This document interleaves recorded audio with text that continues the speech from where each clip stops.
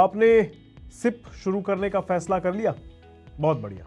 लेकिन जैसे ही फंड चुनने की बारी आती है, large cap, mid cap, small cap, ये नाम सुनकर सिर घूमने लगता है ना। एक डर सा लगता है कि यार कहीं सालों की ये मेहनत की कमाई गलत जगह ना लग जाए। अगर आपके मन में भी यही उलझन है तो फिक्र छोड़ दीजिए।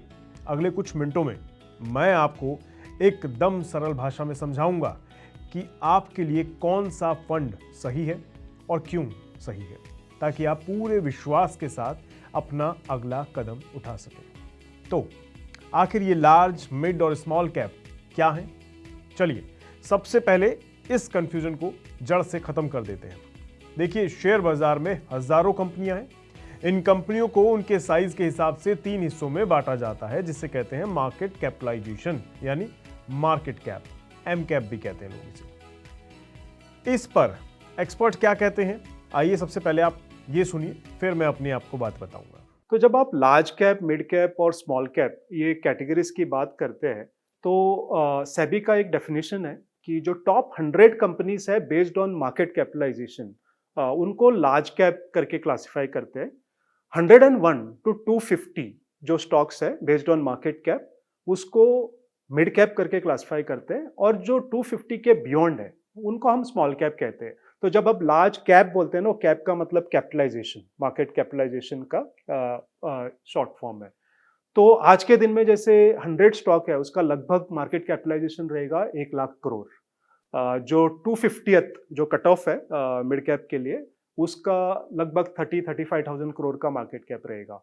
तो जब लार्ज कैप फंड है वो प्रीडोमिनेंटली टॉप 100 कंपनीज में इन्वेस्ट करता है। 80% of its investment has to go into top 100 companies. जो मिड कैप है उसको मिनिमम 65% मिड कैप कंपनी में इन्वेस्ट करना होता है, यानी कि 101 टू 250। और जो स्मॉल कैप है उसको 65% मिनिमम स्मॉल कैप में इन्वेस्ट करना होता है, यानी कि 250 के बियॉन्ड। अब जब आप तीनों का मतलब समझ गए तो सवाल आता है कि इसमें कितना दम है, यानी कितना रिस्क है, कितना रिटर्न है। चलिए इस पे भी पहले आप एक बार एक्सपर्ट की एडवाइस सुनिए। Now your question about which one you should choose. So I think again it depends on where you are in your investing journey. अगर आप नए इन्वेस्टर है तो मैं तो कहूँगा कि लार्ज कैप सही प्रोडक्ट होता है, क्योंकि जितना बड़ा कंपनी होता है वो स्टेबल होता है, उसका जो बिजनेस मॉडल है वो ट्राइड एंड टेस्टेड होता है, इवॉल्व हुआ रहता है, तो वहाँ पे थोड़ा सा रिस्क कम होता है compare to mid cap and small cap. So it's a great product if you are starting your journey and also to have as a core in your portfolio, right. अगर आप थोड़ा रिटर्न ज्यादा चाहते हैं, right, और long term के लिए, तो धीरे धीरे आप मिड कैप और स्मॉल कैप में भी इन्वेस्ट कर सकते हैं इन अ मेजर्ड प्रोपोर्शन. ऐसा नहीं कि बहुत ज्यादा पैसा लगा दिया वहां पे, क्योंकि वहां जैसे आप नीचे जाते हो वैसा रिस्क भी थोड़ा बढ़ जाता है, वॉलेटिलिटी बढ़ जाता है. तो स्मॉल कैप फॉर एग्जाम्पल आप हिस्टोरिकली देखेंगे तो जब भी मार्केट क्रैश होता है, चाहे वो कोविड के टाइम पे हो या फिर फाइनेंशियल क्राइसिस के टाइम पे हो, मार्केट निफ्टी 50 या निफ्टी 100 जितना गिरता है उससे कहीं ज्यादा स्मॉल कैप गिरता है, और जब बढ़ता है तभी भी स्मॉल कैप ज्यादा बढ़ता है, तो वॉलेटिलिटी, उतार चढ़ाव ज्यादा होते हैं. तो वो एक इवॉल्व इन्वेस्टर के लिए बेटर है मेजर्ड प्रोपोर्शन में इन्वेस्ट करने के लिए, और काफी time it can be bit cyclical, right. जब ऐसा अपॉर्चुनिटी बड़ा रहता है तब स्मॉल कैप में एक्सपोजर ले सकते हैं, बट बिगिनर्स के लिए large cap I think is the best choice to start with. तो अब सबसे बड़ा सवाल, पैसा लगाएं तो लगाएं कहां? इसका जवाब किसी एक फंड में नहीं है, बल्कि आपके लक्ष्य, आपकी उम्र और सबसे जरूरी आपके जोखिम लेने की क्षमता के अंदर छिपा है इसका जवाब. अगर आप नए निवेशक हैं या बिल्कुल भी रिस्क नहीं लेना चाहते, तो अपनी सिप की शुरुआत लार्ज कैप फंड से ही करिए. यह आपको कम टेंशन के साथ बाजार में टिके रहने और निवेश की आदत डालने में मदद करेगा. अगर आप थोड़ा बहुत जोखिम ले सकते हैं और 5-7 साल या उससे ज्यादा के लिए निवेश करना चाहते हैं, तो आप मिड कैप फंड्स के बारे में भी सोच सकते हैं. ये आपके पोर्टफोलियो में ग्रोथ का तड़का लगा सकते हैं. और अगर आप एक आक्रामक निवेशक हैं जो ज्यादा रिटर्न के लिए ज्यादा जोखिम उठाने से नहीं डरते, तो अपने पोर्टफोलियो का एक छोटा हिस्सा, ज्यादा बड़ा नहीं, छोटा सा हिस्सा स्मॉल कैप फंड्स में डाल सकते हैं.